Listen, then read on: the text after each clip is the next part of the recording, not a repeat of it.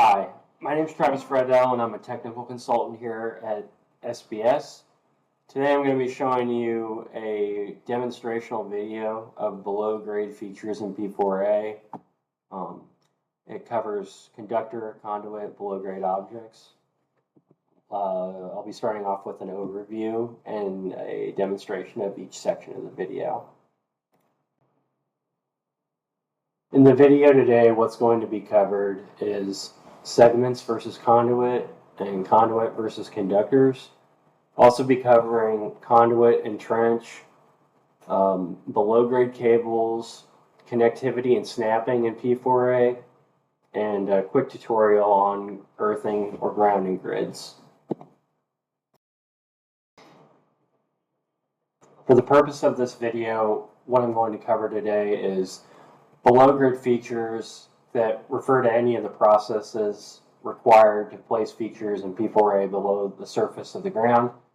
And this is going to include just a couple things. For example, 1 is cable trench, 2 is any type of conduit, 3 are conductors, any size, any type. We'll mostly be sticking with a smaller type conductor, a cable junction box, and earthing and grounding grids. Before I start each piece of the video to demonstrate each section, I want to point out a few things. And the first one is the segment versus the conductor. So the conductors only break at devices such as cable termination or junction box or a fuse box or switchgear.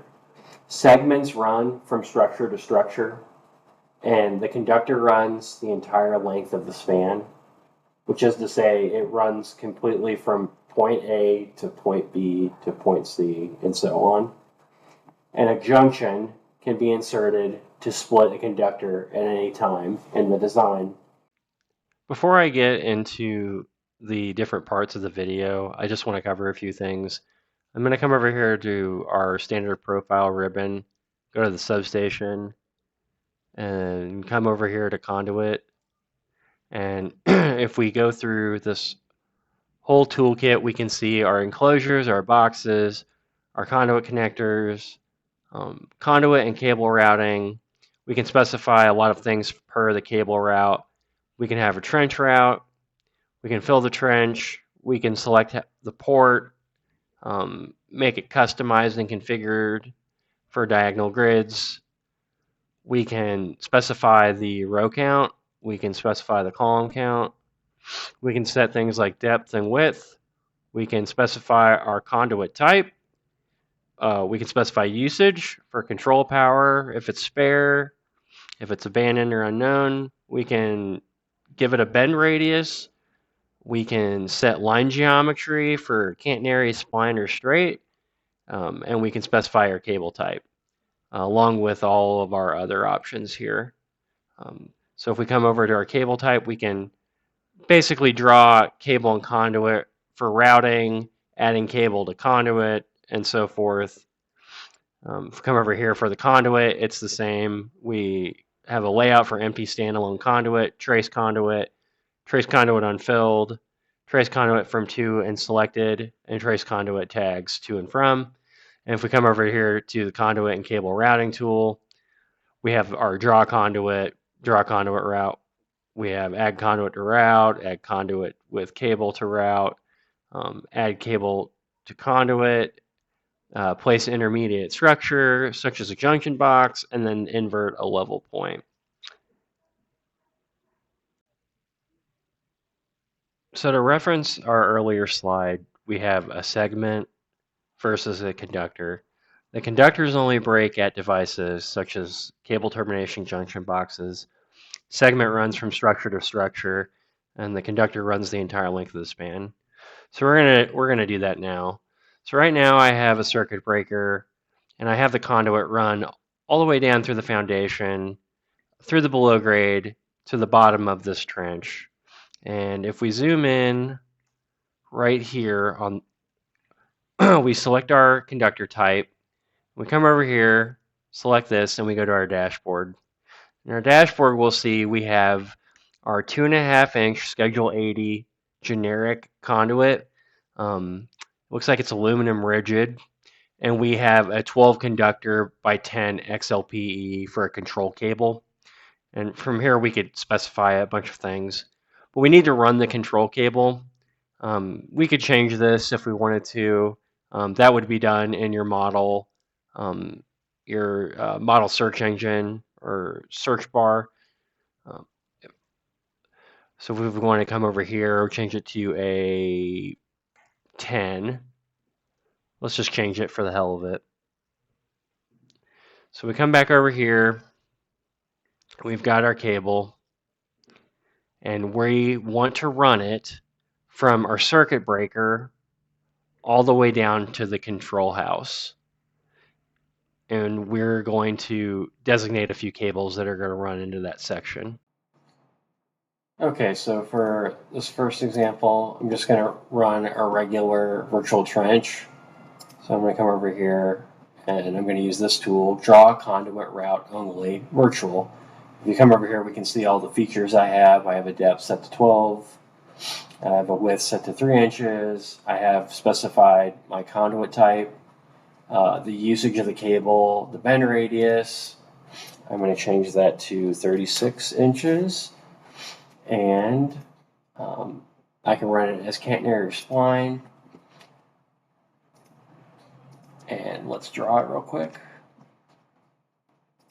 Start here, go to here, go to here, and put it right there. And now I have all my cables running right here. So you can see this line work represents my virtual trench. So if I come over to my virtual trench, I have its feature ID information, all the original information that I put in. It all appears in here. The port layout, the row count, the row spacing. If I want to set it further below grade, I can make that adjustment in the Z origin plane. If I need to change the spacing or the column count, I can change it here. Change my column count, it makes the adjustment, and then I come here to update the model. I update the model, select everything within the model, and it makes the model adjustment. In the next demonstration, I'm going to show some of the segment versus conductor versus conduit types. That's contained in the feature tree, but before we dive into the actual example, I want to go over this information on the slide. So the feature info can be used to review segments and conductors. And what does that mean? The feature info in P4A in the tree is dynamic, so we can have different types of material in it, such as the dynamic trench, a power cable, an alarm cable, and we can change or modify that trench or conduit depending on what we need. So in the slide, we show a dynamic trench that are both different with a aluminum cable set of 3. The segments will run from one end to the other. In this example, it has an intermediate structure, and the dynamic trench can contain the conductor and the conduit as a contained feature, which you will see. So in this video, or segment of the training, I want to show off some of the contained features and the underground styles of the below grade work. So in this example, I have a trench route and I have 3 different conduits with cables in it. So we're going to look at how it's organized and how you can kind of manipulate some of that information. So if I come over here and I select my trench, my virtual trench, you see I can sort by a few things. So if I separate it down, I have my conductors, my conduit, and my segment. My segment is the underground trench. My conductors are the power cables coming into here. My conduit are 3 types, which are listed here. And if we look at all the features together, we see we have the 4-inch, a set of 3 4-inch electrical conduits. And each one includes a power cable and communications for things like status and alarms. And this is how this is all contained within the features. So if I wanted to add something to a feature, I could come over here and select a contain feature. Okay, so let's add something to it. So just randomly, I have this 4-inch conductor conduit filled with conductor or power cables. I'm going to add a cable to it. So if I come over here and I add features to this container, it's going to bring me up a menu. And I have some of the materials that are in here right now. I have the power cable, I have the 4-inch. I'm going to change it and I'm going to create a feature and I'm going to select electrical conductor. So I'm going to add a conductor in there. Now we come back over here, we have an extra cable, but this is rigid bus pipe. That's not going to work. So I'm going to go ahead and change it. So instead of the rigid aluminum, I'm going to get out of here, keep the conductor. Actually, let's get out of there. Let's go with something small. So let's take out this rigid aluminum. Let's do a number 8 bare. That's fine. And see, now we have contained in our feature of all our conduit is this number 8 7-strand cable. We can do that up to a certain limit. Let's go over to our validation rules. We can see the feature constructor. We've got some equipment in here that would need to be checked, but we would have a rule validation for something like the conduit cannot contain a certain amount of cables. Reselect a specific conduit type or a larger conduit type. And that's how you change that in the feature tree for below grade. The next and final part of this series is going to be the below grade grounding section. Grids that sit slightly below grade that may or may not show the connections to the station equipment in the yard. Grounding comes in a lot of different forms. It can be different types of cables. It can be netting, all different types of equipment. It can be rigid, flexible. Many start as regular grids but grow over time to include a variety of unequal shapes and sizes. And when creating a grid, it's sometimes easier to lay out the grid using normal polylines and then convert. When working with existing grids, it is often easier to manually add the missing pieces. In one situation or methodology of creating a grounding grid, if we look at our screen, we show AutoCAD using a standard array feature. And if we wanted to, we could create a specific set of grids, points, and generate that in P4A into a grounding grid, which is an option. I like to show this because it's an easy, basic way to set your distances up and to convert your polylines into equipment and P4A features. But it's not necessary. You can generate that in P4A, and that's the final thing I'll be demonstrating today. Okay, so I'm going to draw a grounding grid for this station equipment. So you could do this in a couple ways. You could do a rectangle, you could do a P line. In this instance, I'm going to do a P line. You could also place points and convert to vector. I'll draw the P line, come around. Now it's important to remember that the P line needs to be closed, so you'll need to select that from the menu. And then I'll select the feature. And then I'm going to type in AUD feature grid, and that will generate my ground grid. There's a couple different ways you could do it. You could create an array if you wanted your boxes to be um, a specific size and dimension, an area. You can also select that in the AUD feature grid command. So if you wanted to set each intersecting point of 10 feet, 20 feet, you could input that information and place it. So now I have the ground grid drawn, and you can see down here that you can specify your equipment.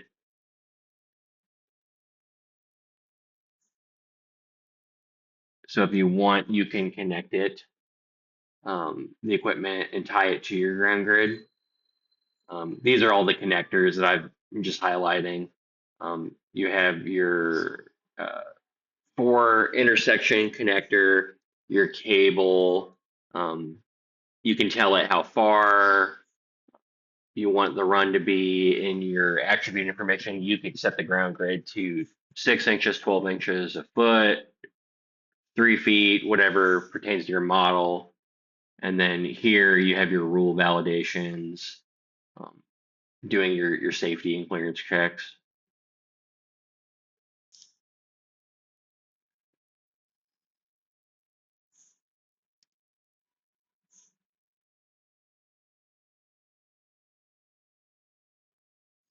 Okay, so I've changed the layout for the model on the shaders to gray just to show this off a little bit more so it's clear. But right here we have our connector for our grounding grid, and then we have our protruding bolt connector, and we're gonna throw a grounding cable from there to there. This is a general demonstration. You could do this with any piece of equipment that's tied to the grounding grid. So I'm going to put a connector on here by snap.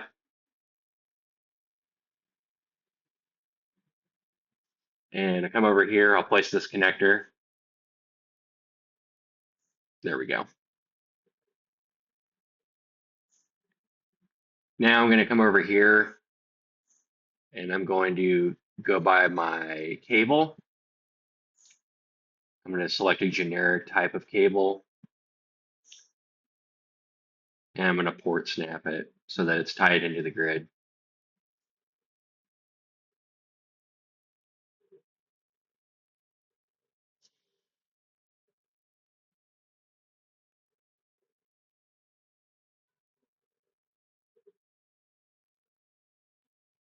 And now you've got your equipment connections set up. You can do this for equipment boxes. You can do it for your motor operated disconnect switches. Obviously the circuit breaker. This is just a brief demonstration of running one piece of cable to another intersection by port snapping. If you had to, you could change the cable size. You don't need to redraw it. You can just select the cable. You can adjust your base points for where they're connected to and update your model. But this is a basic demonstration of how to connect it. Thank you for watching this below grade features video for P4A for conductor, conduit, and below grade objects.